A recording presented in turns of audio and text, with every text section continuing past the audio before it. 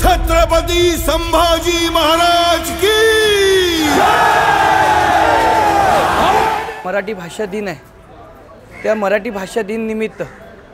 शिवसेना उद्धव बाळासाहेब ठाकरे शाखा क्रमांक 11 मधल्या ज्या घरेलू कामगार महिला आहेत, ज्यांना खरंच दैनिक जीवनामध्ये दररोज त्यांचं जे दररोजचं जीवन आहे, व्यस्त जीवन आहे, दररोज काम नोकरी एवढंच त्यांचं जीवन आहे, तर त्यांच्यासाठी एक करमणूक म्हणून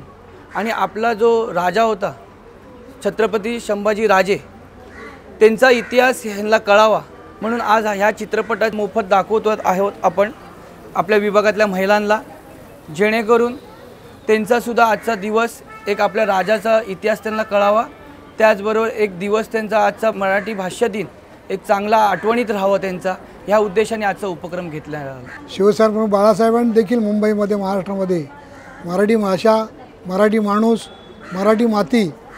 आणि मराठीचं जे जे हित असेल ते जपण्याचा प्रयत्न केलेला आहे। त्याच अनुषंगाने आज आमच्या उद्धव बाळासाहेब ठाकरे या शाखेच्या शिवसेनेतर्फे शाखा प्रमुख सुबोधजी माने यांनी शाखा क्रमांक 11 तर्फे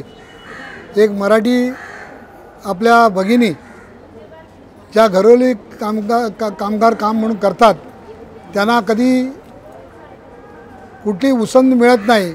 त्यांना कुठला आपला छंद जोपासता येत नाही, करमणूक करता येत नाही, त्यांचा हा हेतू लक्षात ठेवून सुबोध मानेने शाखेतर्फे या विभागातील घरेलू काम करणाऱ्या महिला भगिनींसाठी एक अशी छावा पिक्चर दाखवून एक संधी उपलब्ध करून दिली आहे। सर्व महिलांना वेळात वेळ काढून वॉर्डमध्ये प्रभागातील सर्व महिला म्हणजे खरोखर अशा घरगुती महिला असतील त्यांना घरगुती कामगार महिलांना शोधून त्यांना तिकिटीचं वाटप केलेलं आहे आणि अगदी त्यांना अल्पहारसहित सगळ्या छावा चित्रपटाचं हे आज चांगला म्हणजे संभाजी राजांच्या जीवनावर आधारित असा कार्यक्रम त्यांना बघायला मिळणार आहे। श्री सुबोधजी माने असे नेहमीच चांगले चांगले कार्यक्रम घेत असतात, म्हणजे साडेवाटापासून महिलांसाठी किंवा अन्य काही हळदीकुंकू कार्यक्रम वगैरे, आणि त्यांच्या प्रभागात 3 ठिकाणी त्यांचं हळदीकुंकू होऊन जातं आणि नेहमीच महिलांसाठी चांगलं म्हणजे उत्कृष्ट असा कार्यक्रम घेणारा एकमेव आणि महिलांचा आदराने बोलणारे सुबोधजी माने यांच्या पुढील वाटचालीसाठी आमच्या संपूर्ण महिलांच्या वतीने त्यांना मनपूर्वक धन्यवाद आणि आलेल्या सर्वांच्या वतीने पण मी त्यांचे आभार मानते। आज मराठी दिन आहे। आमच्या शाखा प्रमुख 11चे सुबोध मानेजींनी आम्हाला महिलांना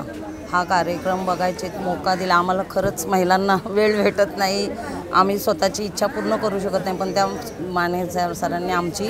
इच्छा पूर्ण करून आम्हाला इथे आवर्जून बोलवलं, त्यांचे खूप मी धन्यवाद मानते, आभार मानते आहे।